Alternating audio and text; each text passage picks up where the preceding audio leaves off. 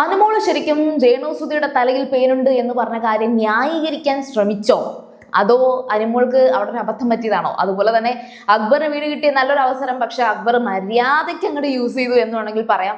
അപ്പോൾ ഇന്നത്തെ morning activity big boss കൊടുത്ത ഒരു 7ന്റെ പണി തന്നെയായിരുന്നു. അതെന്താണെന്ന് നമുക്ക് കേൾക്കാം. അതിനു മുന്നേ നിങ്ങൾ ആദ്യമായിട്ടാണ് സീരിയൽ ഗ്രാൻഡ് കണ്ടെങ്കിൽ ചാനൽ ഒന്ന് സബ്സ്ക്രൈബ് ചെയ്തിട്ട് കാണുക.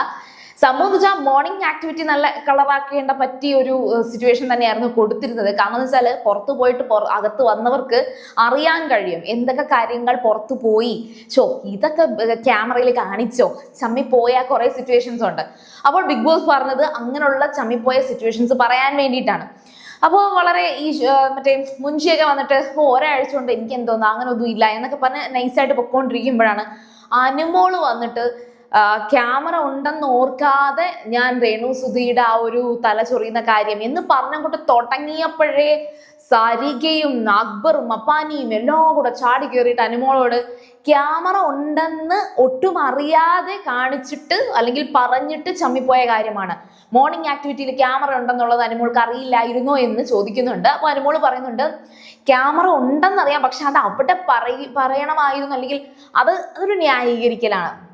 അപ്പോൾ അത് ശരിക്കും പറഞ്ഞാൽ ഈ ഒരു സിറ്റുവേഷൻ മനഃപൂർവ്വം ന്യായീകരിക്കാൻ എടുത്തതല്ല എങ്കിലും അതൊരു ന്യായീകരിക്കലാണ് അനുമോള് കാണിച്ചത്.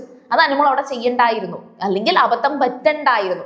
എന്തായാലും അനുമോൾക്ക് പറ്റിയത് ഒരു അബദ്ധം തന്നെയാണ്. രേണുസുതിയുടെ കാര്യം, വീണ്ടും ആ തലയിലെ പേന്റെ കാര്യം, അത് അനുമോൾക്ക് പറ്റിയ ഒരു തെറ്റാണെന്ന് അനുമോൾ അക്സെപ്റ്റ് ചെയ്യുന്നുണ്ട്. അങ്ങനെ ഒരു ചമ്മലോ അല്ലെങ്കിൽ അയ്യോ അത് അങ്ങനെ പറയണ്ടായിരുന്നു എന്ന് പറയുന്ന ലെവലിലേക്ക് എത്തി. അതിപ്പോ രേണുസുതി ഇന്നെങ്ങാനും അവിടെ വന്ന് കയറും, അപ്പൊ നേരിട്ട് അങ്ങ് പറഞ്ഞാൽ പോരായിരുന്നോ?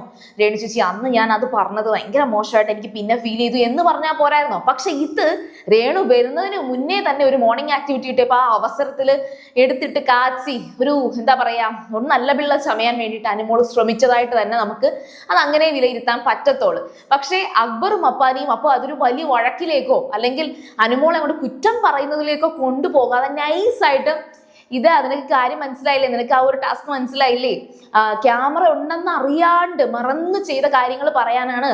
അപ്പോഴത്തേക്കും ബിഗ് ബോസും അത് അനൗൺസ് ചെയ്തു. അപ്പോഴത്തേക്കും അനുമോൾക്കൊന്നും പറയാനില്ലാണ്ട് പോയിരിക്കുകയാണ് ചെയ്തത്.